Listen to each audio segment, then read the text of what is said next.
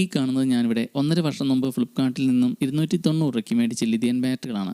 അപ്പോൾ അന്ന് വാങ്ങിയ സമയത്ത് 290 രൂപയ്ക്ക് ഇതുപോലത്തെ 10 ബാറ്ററികളാണ് കിട്ടിയത്. അപ്പോൾ ഈ ഒരു ബാറ്ററി വാങ്ങിയ സമയത്ത് അന്ന് അതിൻ്റെ ഡീറ്റെയിൽ വീഡിയോ നമ്മൾ ചാനലിൽ ചെയ്തിരുന്നു. അതുപോലെ നമ്മൾ അന്ന് വാങ്ങിയ 10 ബാറ്ററിയിൽ ഒരു ബാറ്ററി നമ്മളന്ന് കട്ട് ചെയ്ത് നോക്കിയിരുന്നു, ഇതിൻ്റെ ഉൾവശമൊക്കെ ക്വാളിറ്റി എല്ലാം ടെസ്റ്റ് ചെയ്ത് നോക്കാനൊക്കെ ആയിട്ട്. അപ്പോൾ ഇതുപോലുള്ള ബാറ്ററി നമ്മൾ കടയിൽ നിന്നൊക്കെയാണ് വാങ്ങുന്നതെങ്കിൽ ഒരു ബാറ്ററിക്ക് 90 രൂപയ്ക്ക് വെച്ചാവും. പിന്നെ ഈ ഒരു ബാറ്ററിയിൽ കൊടുത്തേക്കുന്നത് 2000 mAh എന്നാണ്. അപ്പോൾ അത്രയും കപ്പാസിറ്റി ഒന്നുമില്ല. ഈ ഒരു ബാറ്ററി കൂടി അങ്ങ് പോയാൽ 1000-1200 mAh ഒക്കെ ഉള്ളൂ. അതുപോലെ ഈ ഒരു ബാറ്ററി ഞാനിപ്പോൾ ഇവിടെ ഏകദേശം 1.5 വർഷമായിട്ട് ഉപയോഗിക്കുന്നതാണ്. ഇതുവരെയായിട്ട് കംപ്ലൈൻറ്റുകളൊന്നും ഒരു ബാറ്ററിക്ക് വന്നിട്ടില്ല. അപ്പോൾ ഇതിൽ കുറച്ച് ബാറ്ററിയുടെ വോൾട്ട് കൂടി ഒന്ന് ചെക്ക് ചെയ്ത് കാണിക്കാം.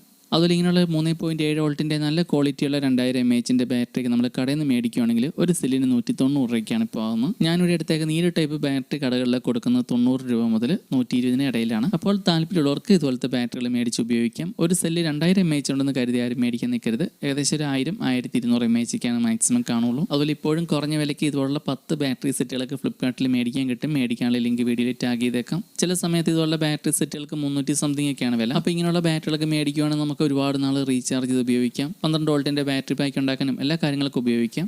ഇങ്ങനെയുള്ള ബാറ്ററി പാക്കൊക്കെ ഉപയോഗിച്ച് 12 വോൾട്ടിൻ്റെ ബാറ്ററി പാക്കൊക്കെ ഉണ്ടാക്കുന്നതിൻ്റെ വീഡിയോ നമ്മുടെ ചാനലിലുണ്ട്.